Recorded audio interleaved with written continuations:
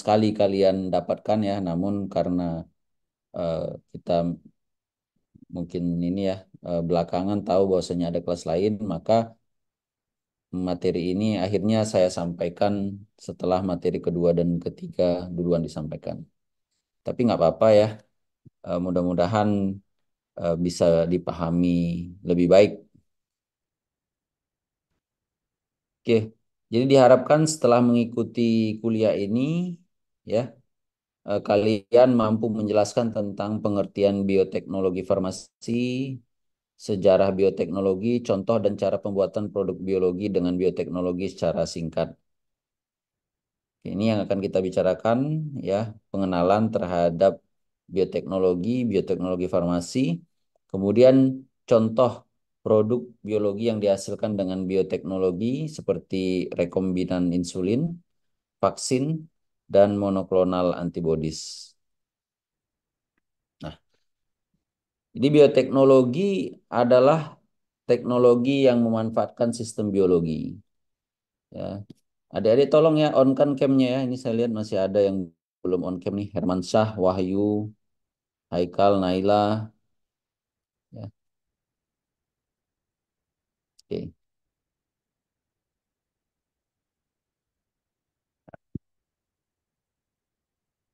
Oke, terima kasih. Oke, jadi bioteknologi ya. Sebagaimana kalian lihat ya, bioteknologi ini terdiri dari dua kata, ya, bio dan teknologi. Ya. Jadi dari dua kata ini kita bisa pahami bahwasanya bioteknologi itu adalah teknologi yang memanfaatkan sistem biologi. Ya, jadi bioteknologi adalah teknologi yang memanfaatkan sistem biologi, organisme hidup atau bagian darinya untuk mengembangkan atau menciptakan berbagai produk. Ya, nah kalau misalnya kita lihat ya di pabrik ya, pabrik itu kan dia ada mesin, ya. Mesin dikasih bahan baku kemudian jadi sesuatu produk. Ya, katakanlah kita kasih bahan baku berupa zat aktif, kemudian pengisi, pengembang, kemudian kita masukkan ke dalam mesin tablet, kemudian diproses oleh mesin tablet, maka terbentuklah tablet, ya. Nah, teknologinya itu ada di bagaimana formulasi bahan baku tadi ya menjadi granul misalnya. Kemudian juga teknologi itu adalah terkait dengan mesinnya sehingga terbentuk tablet ya. Namun mesin itu kan benda benda mati begitu ya. Cuman kita kasih aliran aliran listrik kemudian dia hidup ya. Nah, beda dengan bioteknologi biotek ya. Bioteknologi itu di depannya ada kata bio. Bio itu kan artinya hidup. Jadi dia memanfaatkan organisme hidup untuk menghasilkan produk biologi, ya. Nah, yang mudah itu ya ini ya, kalau misalnya kita lihat ini akan mechanism of mRNA vaksin, ya. Nah, kalau misalnya kita lihat di sini deh, ya, mana teknologinya tuh di mana bioteknologinya? Ya ini, human cells, ya. Mesinnya itu adalah kita menggunakan mesin yang ada pada organisme hidup, yaitu sel manusia. Nah, ini kalian bisa lihat kan ini sel manusia. Terus mana bahan bakunya? Nah, kita lihat ya bahan bakunya ya. Nah, ini contohnya ini adalah eh, virus COVID ya, COVID. Nah, kalian sudah mempelajari imunologi juga ya. Saya rasa tidak akan sulit untuk memahami eh, slide ini ya. Ini adalah virus, Dek. Virus ya. Kemudian ini adalah spike protein ya yang di kotak ini. Nah, jadi spike protein ini ya bagian dari virus yang kemudian nanti berikatan dengan tubuh kita. Kemudian dia akan masuk ke tubuh kita ya, kemudian memperbanyak diri ya dan akhirnya juga memberikan efek infeksi kepada kita ya. Kalau misalnya eh, kaitannya dengan virus COVID itu memberikan infeksi kepada organ paru-paru begitu. Nah, spike protein ya. Nah, ini kan protein. Sebagaimana kita ketahui ya protein kita itu kan sebelumnya itu berasal dari RNA. RNA itu berasal dari DNA, ya kan? Nanti DNA, ya DNA itu mengalami transkripsi menjadi RNA, RNA mengalami translasi menjadi protein. Ya, proses DNA, RNA, protein ini kan kita sebut dengan central dogma ya di dalam biologi, ya. Nah, jadi spek protein ini dikode oleh RNA, ya. Nah, ini deh RNA-nya. Jadi setelah kita pelajari bahwasanya susunan DNA-nya itu seperti ini misalnya kan. Nah, makanya kemarin tuh dulu kita cerita tentang sequencing ya. Ya, untuk mengetahui urutan basa daripada virus ini, kemudian kita mengetahui bahwasanya spek protein ini adalah kodenya seperti ini, ya. Nah, kemudian disintesis lah, dibuat ya RNA-nya ya. Karena kalau tahu kita DNA, tentu kita bisa tahu juga RNA-nya, maka kemudian disintesis ya, disintesis. Ya, misalnya G, C, A, T gitu kan. Eh, kalau misalnya pada RNA tentunya dia urasil ya. Ya, ganti ya, bukan U, bukan A ya, tapi urasil ya. Nah, kemudian dibuat di sini, Dek. RNA-nya dibuat.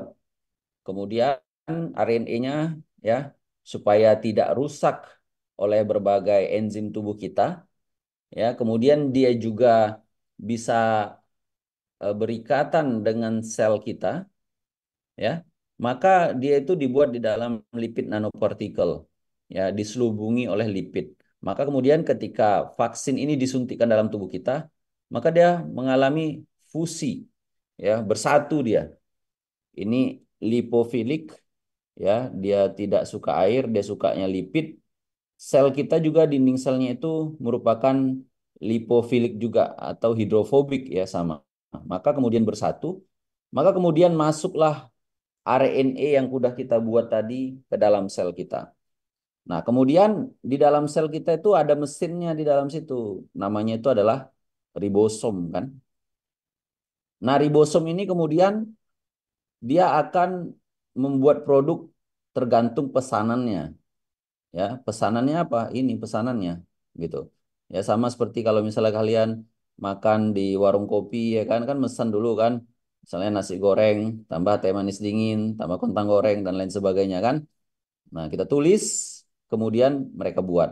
Sama juga ini ya. Apa yang dia pesan ya ini dia pesanannya ya. Nah, pesanan ini apa pesanannya? Tolong buatkan spike protein ini. Nah, dibuatlah spike protein ini, kemudian dihasilkan spike protein ini. Kemudian tubuh kita menghasilkan antibodi untuk spesifik terhadap spike protein ini. Nah, inilah proses vaksinasi. Dan nanti kalau misalnya datang virus beneran, kita sudah punya senjata untuk menghadapi virus tersebut, ya. Begitu kita kena eh, virus COVID, ya, tubuh kita udah punya senjatanya. Masuk virus itu kita udah bisa serang virus tersebut.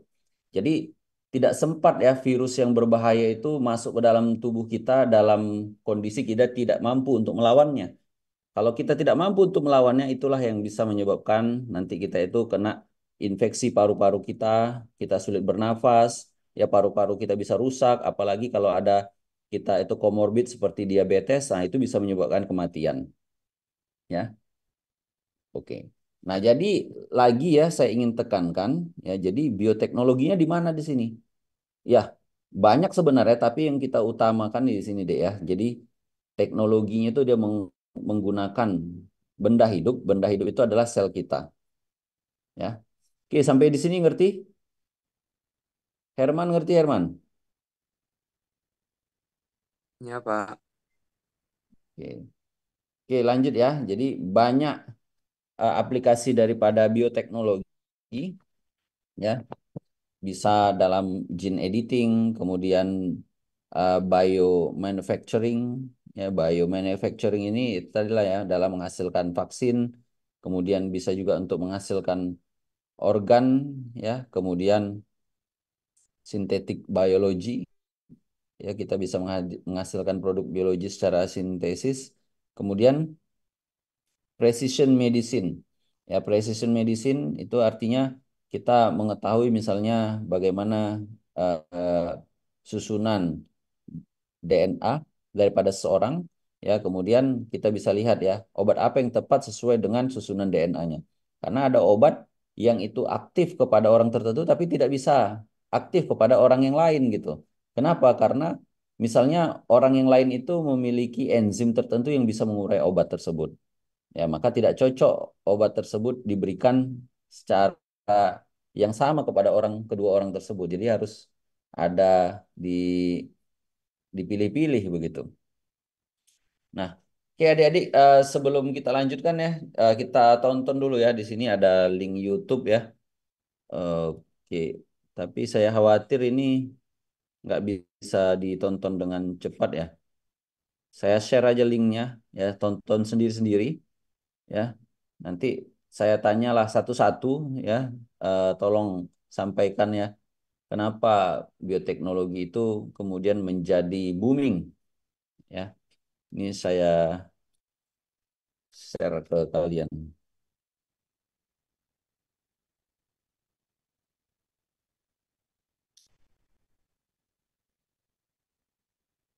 Oke, sudah ya. Tolong ditonton ya. Nanti kalau sudah selesai kita lanjut lagi.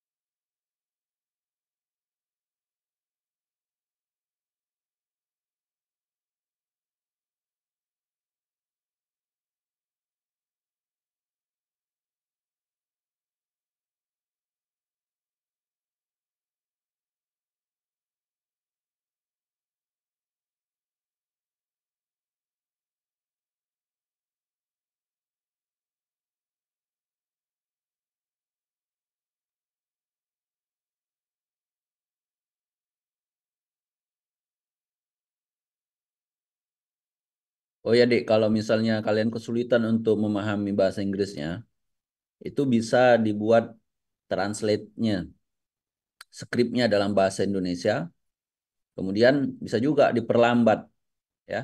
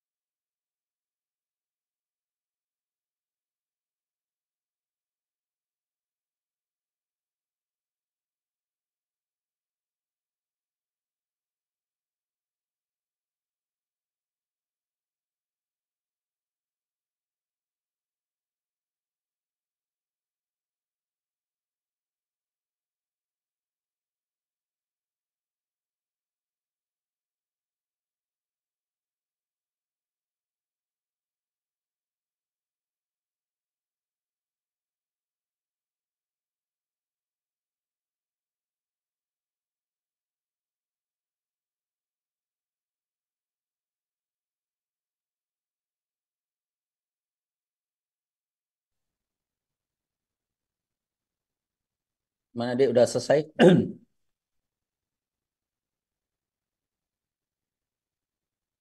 Udah selesai Dek nontonnya? Haikal Udah, udah Pak. udah ya? Oke. Oke, Adelina, kenapa kemudian biotek itu menjadi booming, Adelina?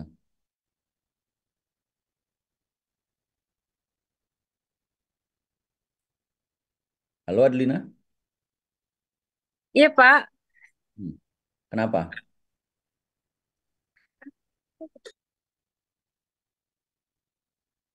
Ulang soalannya, Pak. Nggak dengar tadi. Ya, tadi kita kan udah nonton ya bahwasannya biotek ini booming ya. Nah, ada banyak sebab ya. Nah, bisa nggak satu disampaikan ke kita kira-kira kenapa biotek ini kemudian menjadi booming? Kalau lepas lihat videonya, Pak, pertama itu sebab kan sebelum ini ada COVID. Jadi untuk um, membuat vaksin. Hmm, Membuat Terus vaksin. dia mengubah untuk mengubah proses membuat obat itu lebih mudah untuk di Hmm. prescribe. Oh, gimana tuh maksudnya? Lebih mudah untuk di-prescribe itu maksudnya gimana?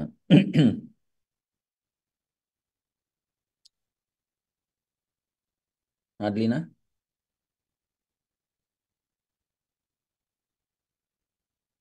Bentar ya, Pak. Tahu ada yang bisa bantu yang terkait dengan bagaimana obat ini kemudian lebih tepat ya untuk diresepkan.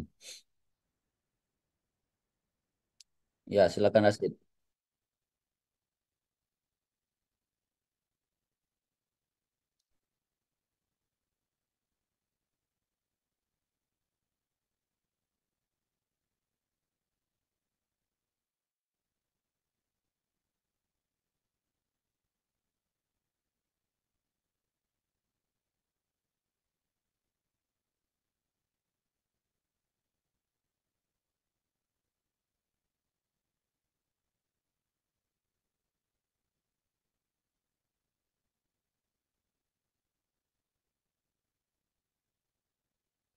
Ya. Nah, jadi kita eh, nanti mensequence dulu DNA kita ya kan tadi kan ada disampaikan kan kita tuh nanti kayak di Amerika tuh kan sudah ada ya laboratorium yang menawarkan jasa sequencing DNA kita. Nah, nanti dari situ dapat informasi nanti ya kira-kira untuk pasien ini mana obat yang tepat gitu ya. Nah, jadi bisa nanti obat tersebut sebenarnya nggak efektif sama dia dengan susunan DNA seperti itu atau mungkin bisa menimbulkan bahaya ke dia gitu ya. Nah, maka inilah yang disebut dengan personalized medicine. Ya, obatnya itu khusus untuk dia gitu. Sekarang ini kan kita eh, dipukul rata kan gitu kan.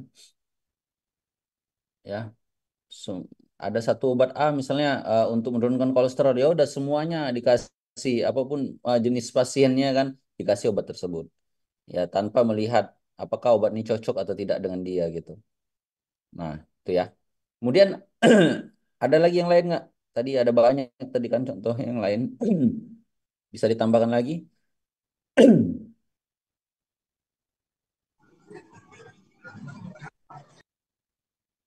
Nah, ini Wahyu, Wahyu Dwinanda. Izin jawab Pak. Siapa siapa nih yang mau jawab? Wahyu Pak. Ya, silakan Wahyu. Tadi yang saya pahami Pak, salah satu itu seperti pembuatan bioplastik Pak. Jadi kan tujuh itu untuk mengurangi limbah. Selain itu juga tadi ada kayak pembuatan daging menggunakan kacang kedelai Pak. Hmm, Itu juga tadi yang saya pahami seperti membaca gen sehingga kita bisa mengetahui Pak bagaimana terapi untuk penyakit kanker seperti itu Pak. ya, ya. Jadi dia tadi membuat plastik yang biodegradable. Ya, bahkan tadi kita bisa dengar juga mereka menggunakan tumbuhan untuk kemudian mensintesis senyawa yang diperlukan untuk eh, bahan baku plastik yang bisa itu terurai. Kemudian selanjutnya dengan menggunakan biotek ini kita bisa menghasilkan daging ya dari tumbuhan juga. Ya bahkan ada juga ya di Singapura itu mereka sudah bisa buat daging daging udang ya, daging seafood di laboratorium ya. Kemudian juga gene editing ya bisa kita lakukan juga ya. Nanti kalau misalnya kita lihat ini gennya ini misalnya terjadi mutasi ya, kemudian mutasi itu kemudian diperbaiki yang semuanya itu menggunakan bioteknologi ya. Oke deh ya, saya rasa banyak sekali ya eh, hal-hal yang bisa dilakukan dengan bioteknologi. Nah, jadi silakan kalau misalnya kalian nanti tertarik untuk mendalami biotek ini, ya nanti bisa waktu selesai S1 lanjut S2, ya silahkan dipilih. Kalau misalnya dia suka klinis, ya mungkin nanti bisa larinya itu ke precision medicine, ya. Kalau suka yang molekuler, yang lebih molekuler, bisa lari nanti ke gene editing, ya. Kalau suka untuk membuat produk-produk ya mungkin bisa dia nanti memperdalam pembuatan vaksin ya. Oke, kita lanjut ya. Nah, ini ya kalau misalnya kita lihat top 10 biotech trends and innovation in 2024 ya. Jadi kalau misalnya kita lihat deh ini adalah bidangnya ya. Kemudian ini adalah perusahaannya ya, perusahaannya. Ya, bukan tidak mungkin nanti suatu saat kalian merupakan orang yang memiliki perusahaan di bidang biotek ya. Nah, ini adalah artificial intelligence ya, yang ada kaitan dengan biotek, kemudian big data juga, gene editing, precision medicine, gene sequencing, biomanufacturing, synthetic biology, bioprinting, microfluidics, dan tissue engineering. Nah,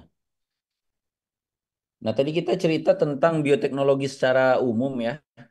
Nah, bioteknologi farmasi adalah penerapan prinsip-prinsip bioteknologi pada pengembangan obat-obatan. Jadi sebenarnya kalau ditambahkan kata farmasi yaitu adalah untuk khususnya yaitu bioteknologi di bidang obat-obatan. Dan tadi sudah kita singgung juga di atas ya terkait misalnya pembuatan vaksin begitu ya.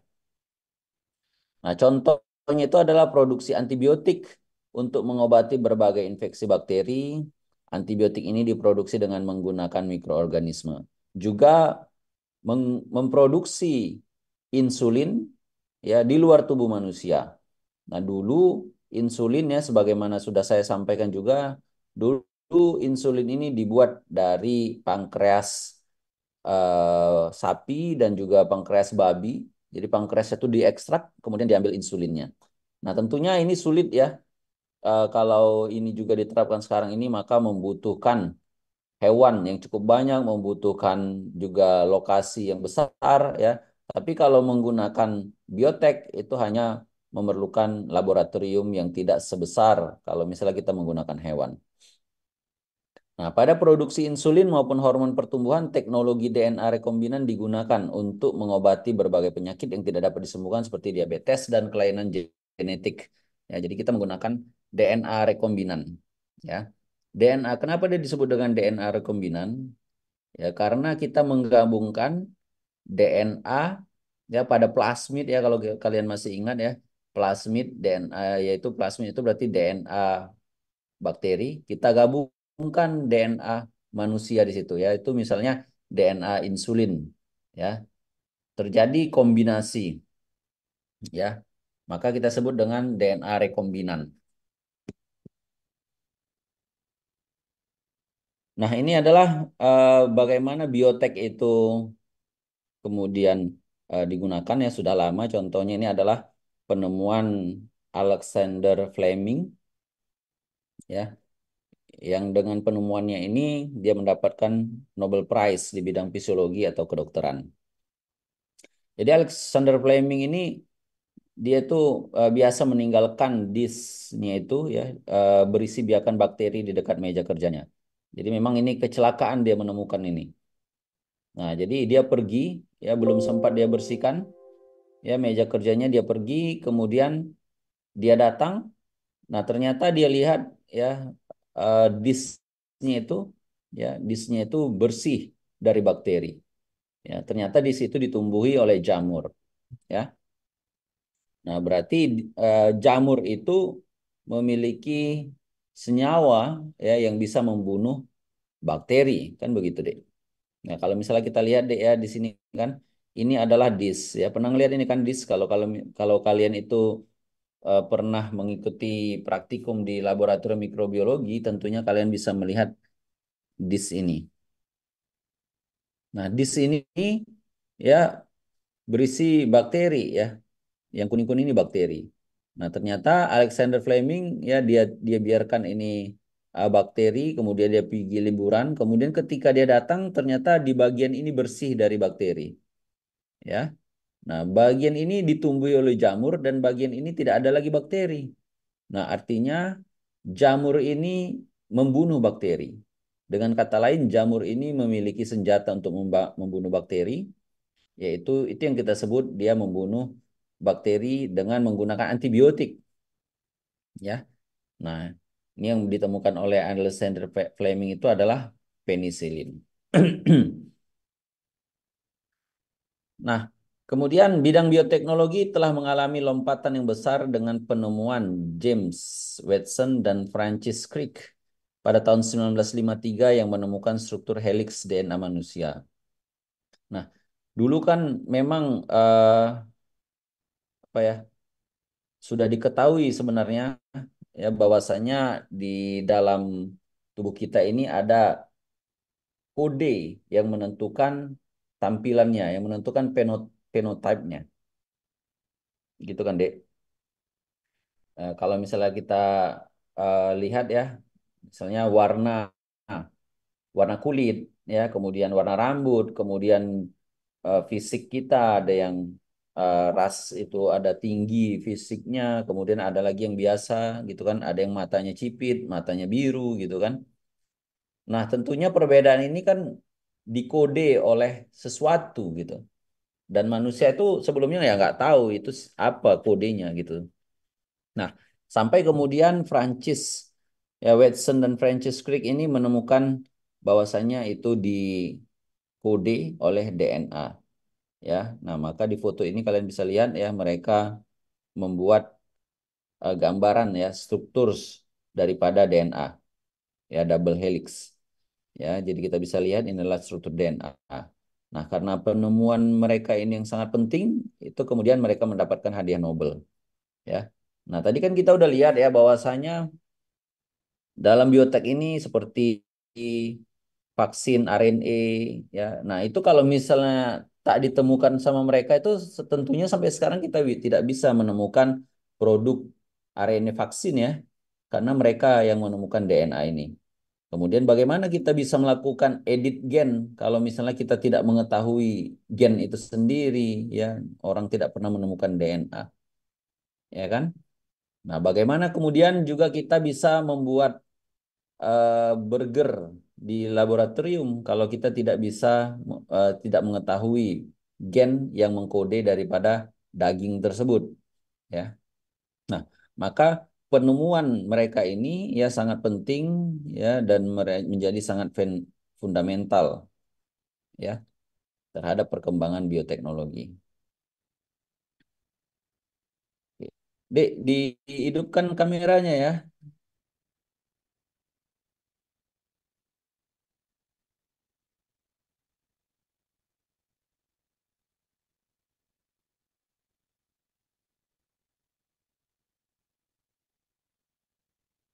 Ya, tolong dihidupkan kameranya ya.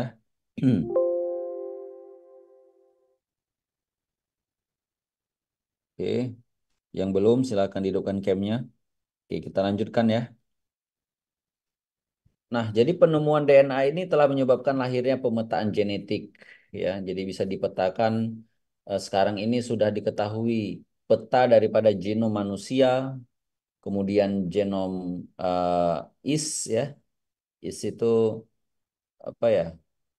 Is bahasa Indonesianya ya. Itu kalau misalnya ragi ya, ragi. Kemudian juga Drosophila sudah diketahui, lalat buah itu sudah diketahui genomnya secara keseluruhan. Kemudian C. elegans ya. cacing juga ada nama cacing jenisnya C. elegans itu juga sudah diketahui. Nah, kalau ini sudah diketahui, maka kemudian banyak hal yang bisa kita buat ya.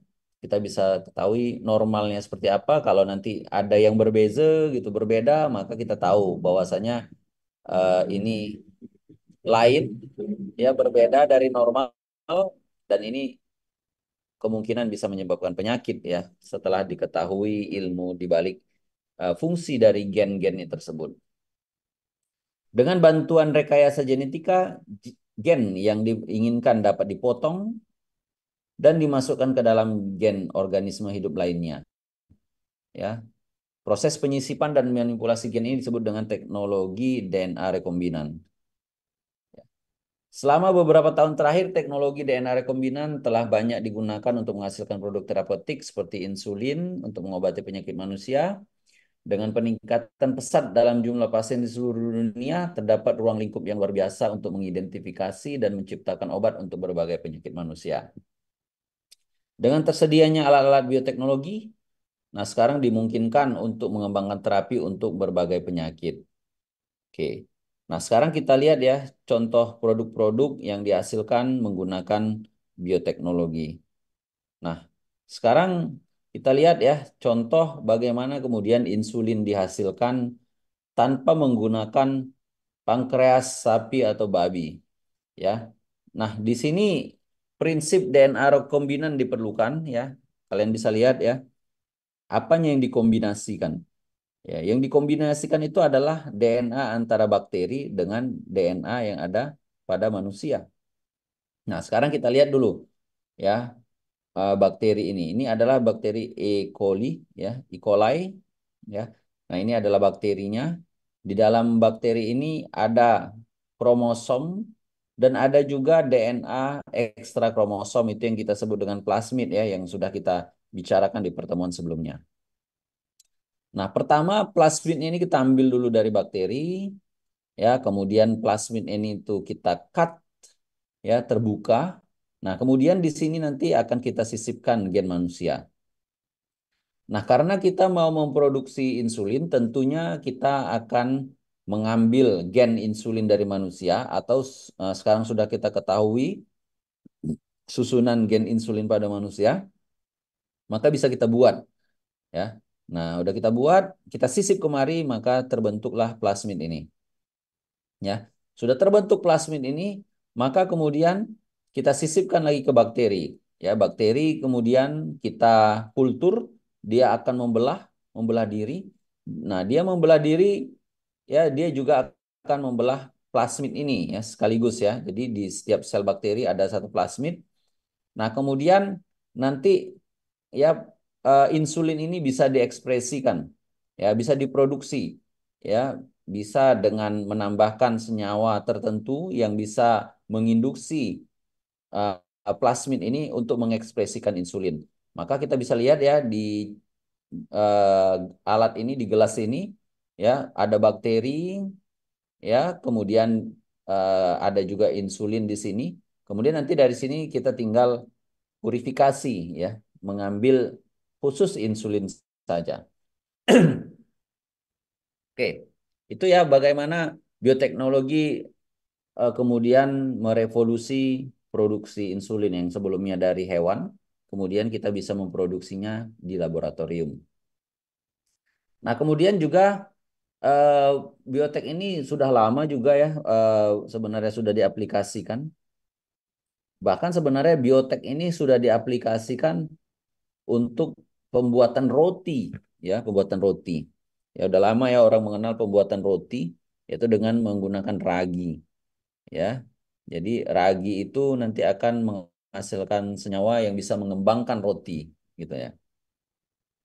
Nah, kalau yang kita lihat ya bersama-sama ini adalah vaksinasi, ya. Nah, vaksinasi ini pertama sekali ditemukan oleh Edward Jenner, ya. Nah, Edward Jenner ini menemukan seorang pemerah susu yang terinfeksi cacar, ya. Jadi ada seorang wanita pemerah susu, ya, pemerah susu sapi, ya. Dan kemudian ternyata wanita tersebut terinfeksi cacar, ya, cacar sapi. cowpox ya. Kemudian dia ambil ya, dia ambil nanah dari tangan wanita tersebut ya yang sudah terinfeksi cacar sapi. Kemudian nanah tersebut disuntikannya ke anak-anak ini yang berusia 8 tahun. Dan ternyata anak-anak ini kemudian menjadi kebal ya dari cacar smallpox ya. Nah, ini ya prosesnya deh ya. Kalau misalnya kita lihat di sini, ya ini ada sapi, kemudian sapinya ini terinfeksi cacar. Ya, nama perempuan ini adalah Sarah Nelms. Ya, kemudian karena dia itu memerah susu sapi ini, ya pindahlah kemudian virus ini kemari. Ya, nah kemudian dari tangan ini, tangan si Sarah ini, kemudian diambil nanahnya, kemudian disuntikkan ke James Phipps ya, ini anak-anak ini, ya. Nah, kemudian tentunya ya dari anak-anak ini, ya, kemudian dari anak-anak ini di tubuhnya itu kemudian muncul proses pembentukan antibodi, ya. Nah, kemudian di anak-anak ini kan dia udah muncul antibodi kan. Nah, kemudian ada lagi penyakit pasien lain, kan tentunya pasien ini memiliki smallpox, ya. Ini ini cowpox, ini smallpox, ya. Diambil nanah dari sini, kemudian digoreskan ke si Pips ini. Ternyata Pips ini tidak terkena penyakit smallpox, ya. Kenapa bisa begitu? Ya itu karena si Pips ini telah mengalami vaksinasi dari sini. Ya, sehingga ketika datang lagi virus smallpox yang dia itu mirip dengan cowpox, ya, dia sudah kebal dari virus smallpox ini. Nah, ini adalah bagaimana kemudian bioteknologi juga mendasari penemuan vaksin. Ya, jadi artinya ya menggunakan tubuh anak-anak ini untuk menghasilkan antibodi, ya menghasilkan produk biologi yang bisa memproteksinya dari virus, ya itu juga kita sebut dengan bioteknologi. Nah ini tadi ya yang sudah saya jelaskan ya bagaimana kemudian baru-baru ini RNA ya vaksin RNA itu dibuat ya untuk mencegah infeksi daripada virus corona. Ya, jadi tadi ya sudah saya jelaskan ya dia menggunakan RNA kemudian terbentuk antibodi yang bisa melawan virus corona tersebut. Ya, nah ini tentunya dengan teknologi RNA ini banyak kelebihannya. Ya, kita bisa membuatnya dengan cepat. Ya, bisa disintesis dengan cepat. Ya, walaupun memang ada kekurangannya. Kekurangannya itu adalah RNA ini mudah terdegradasi. Ya, mudah rusak. Ya, makanya salah satu caranya itu adalah menyimpannya di minus 80 ya. Kalau kita ingin RNA ini bertahan sama dalam waktu yang cukup lama. Nah, kalau misalnya di daerah kita itu tidak ada fasilitas minus 80, maka expirednya itu lebih cepat ya. Jadi misalnya didistribusikan dari pusat ya, misalnya dari Jakarta ada minus 80, kemudian sampai Medan tidak ada yang minus 80, maka vaksin RNA ini masih tetap bisa digunakan, namun umurnya itu semakin pendek ya. Nah, jadi kalau misalnya kalian nanti ke depan handle vaksin itu perhatikan kalau misalnya itu dia tidak disimpan di suhu minus 80 ya untuk vaksin RNA ini dia itu lebih cepat mengalami kerusakan ya. Jadi harus digunakan dalam waktu misalnya beberapa bulan ke depan. Nah, kemudian yang selanjutnya itu adalah antibodi monoklonal ya.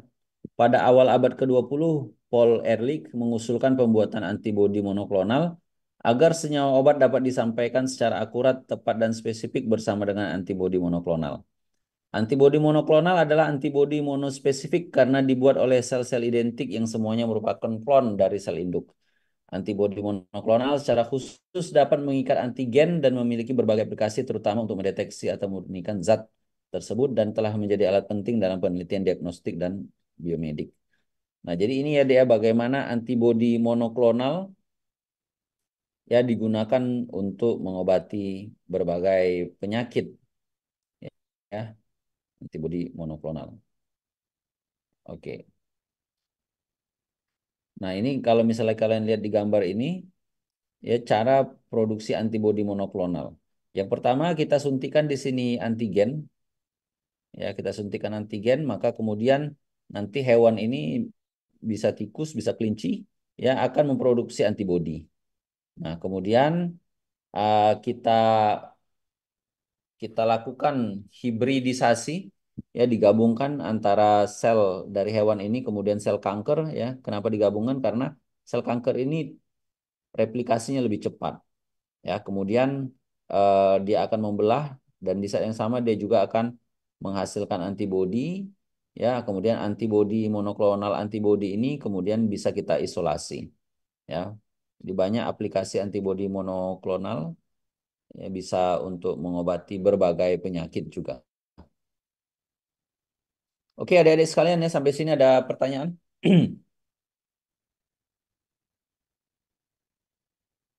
Ada?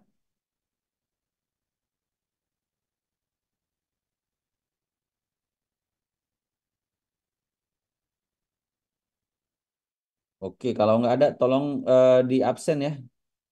Nanti kita akan masukkan ke satu usu. Ya. Oke, saya rasa itu saja ya. Selanjutnya nanti kalau apa pukul 2.30 ya. Ya, pukul 2.30 nanti kita lanjut lagi eh, bioteknologi. Mudah-mudahan nanti bisa dua pertemuan, kalau tidak ya satu saja.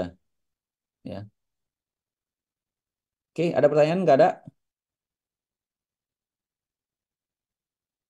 Oke, kalau nggak ada kita sudahi dulu ya. Nanti kita ketemu lagi pukul 2.30. Terima kasih. Ya, Assalamualaikum warahmatullahi wabarakatuh. Waalaikumsalam warahmatullahi Terima kasih, Pak. wabarakatuh. Terima kasih, Pak. Yuk, sama-sama.